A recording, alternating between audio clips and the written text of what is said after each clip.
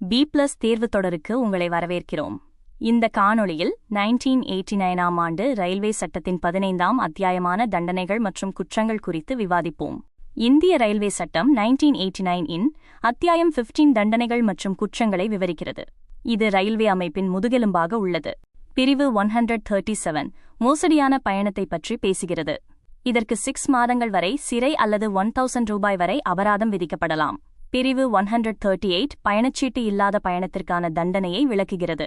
பயணச்சீட்டு மோசடி மற்றும் கள்ளச்சந்தை குறித்து பிரிவு 142 மற்றும் 143 விவரிக்கின்றன. பயணச்சீட்டை மாற்றுவது சட்டவிரோதமானது, மேலும் இது பயணச்சீட்டு பறிமுதலுக்கு வழிவகுக்கும்.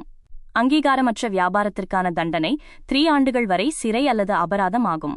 பொது ஒழுங்கு மற்றும் பயணிகளின் நடத்தைக்கான விதிகள் பிரிவு 145, 155 மற்றும் 162 இல் உள்ளன.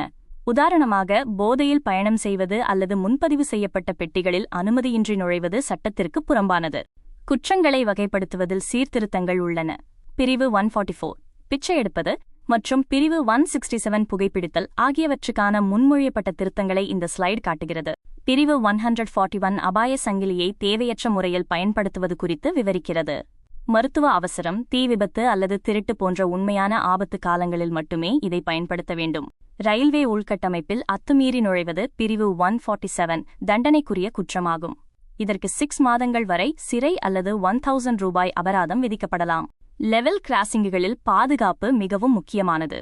பிரிவு 160 கேடுகளை உடைத்தல் மற்றும் பிரிவு 161 கவனக்குறைவாக கடத்தல் பற்றியது. அதிகபட்ச தீவிரமான குற்றங்கள், சதிவேலை மற்றும் சேதத்தை உள்ளடக்கியது. பிரிவு 150 ரயில் கவிழ்க்க முயற்சிப்பது மற்றும் பிரிவு 151 சொத்துக்களுக்கு சேதம் விளைவிப்பது பற்றியது. பிரிவு 164 ஆபத்தான பொருட்களை பற்றியது. இதற்கு 3 ஆண்டுகள் வரை சிறை அல்லது 1000 ரூபாய் அபராதம் விதிக்கப்படலாம். பிரிவு 165 அருவருக்கத்தக்க பொருட்களை பற்றியது. சட்ட அமலாக்கமானது கைது, விசாரணை மற்றும் நீதிமன்ற காவலுக்கு மாற்றுதல் என்ற நடைமுறையை பின்பற்றுகிறது. தீவிர குற்றங்களுக்கு வாரண்ட் இல்லாமல் கைது செய்ய அதிகாரிக்கு அதிகாரம் உண்டு. பொறுப்புள்ள பயணிகளுக்கான சுருக்கமான சரிபார்ப்பு பட்டியல் இங்கே உள்ளது. சரியான பயணச்சீட்டு, அபாய சங்கிலியின் சரியான பயன்பாடு, பாதுகாப்பான இடங்களில் நடமாட்டம், பொது ஒழுங்கை பேணுதல் மற்றும் விழிப்புணர்வு. B+ டெஸ்ட் சீரீஸ் மூலம் உங்கள் தேர்வில் வெற்றி பெறுங்கள்.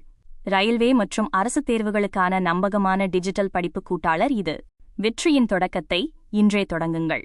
உங்கள் இலவச மாக் டெஸ்டை இன்றே கொடுத்து மாற்றத்தை உணருங்கள். தொடர்பு தகவல்கள் இங்கே வழங்கப்பட்டுள்ளன.